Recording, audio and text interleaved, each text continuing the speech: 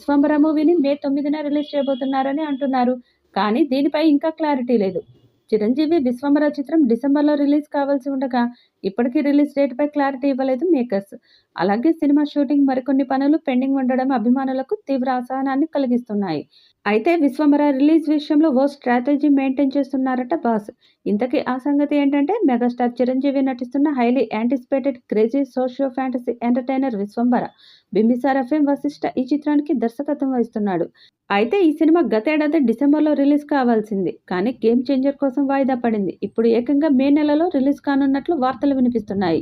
ప్రస్తుతం ఈ సినిమాలో ఒక సాంగ్, కొన్ని సన్నివేశాలు మాత్రమే చిత్రీకరించాల్సి ఉంది. మరి దేనికి ఇంత ఆలస్యం అనే ప్రశ్నలు లేవనెత్తనున్నారు.